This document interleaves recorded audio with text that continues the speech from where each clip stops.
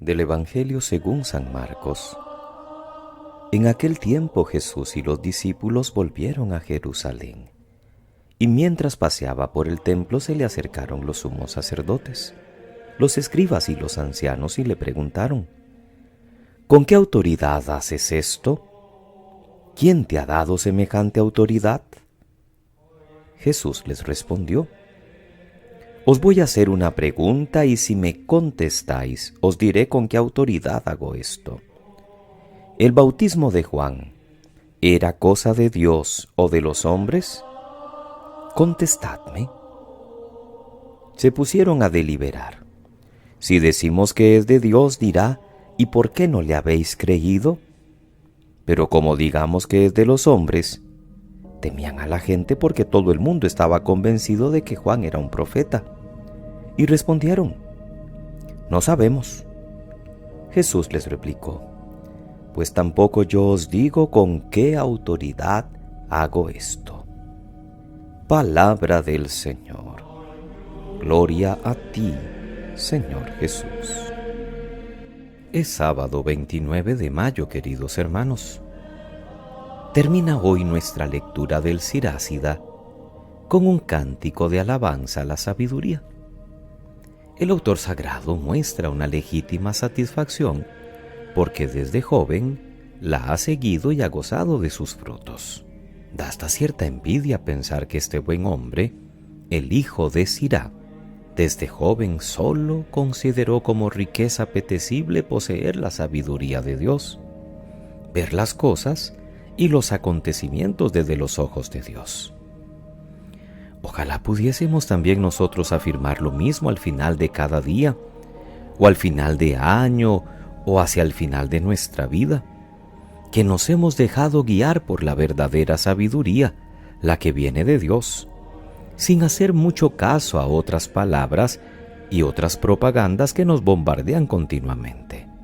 Nosotros, creyentes del Nuevo Testamento, muchas veces escuchamos también en la palabra de Dios la invitación que se nos hace cuando la voz de Dios se dirige al Hijo.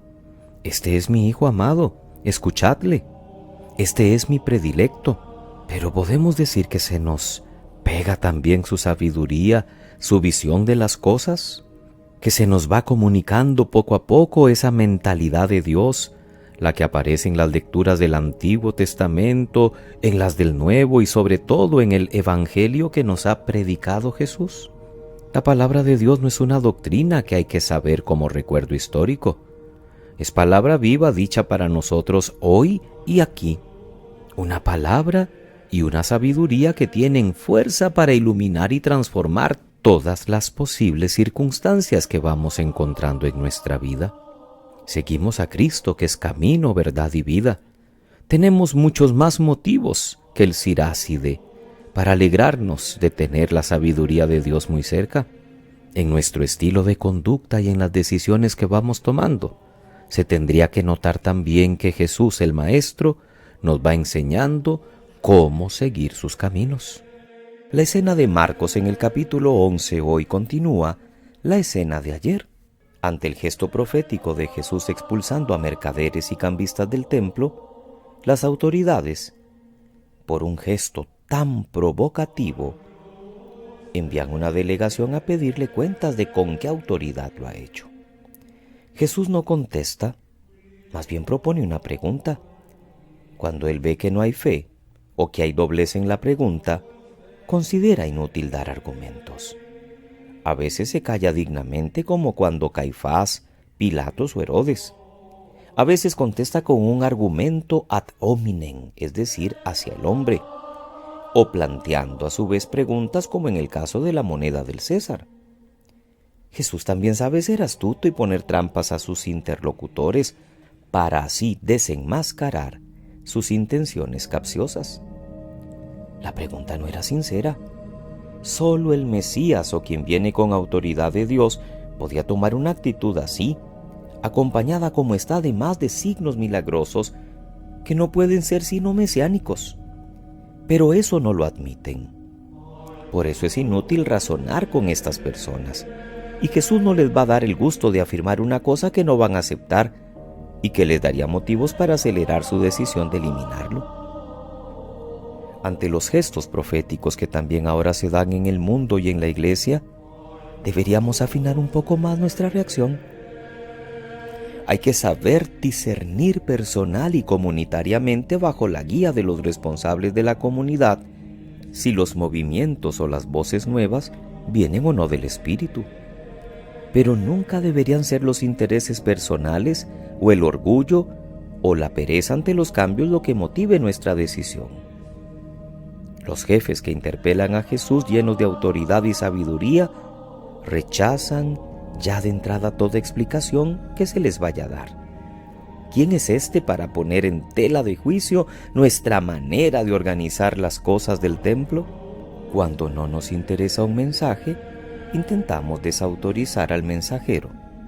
Cuando un profeta nos interpela en una dirección que sacude nuestros hábitos mentales o nuestra comodidad o nuestros intereses, en lugar de preguntarnos si vendrá de Dios, nos dedicamos rápidamente a desprestigiarle para no tener que hacerle caso.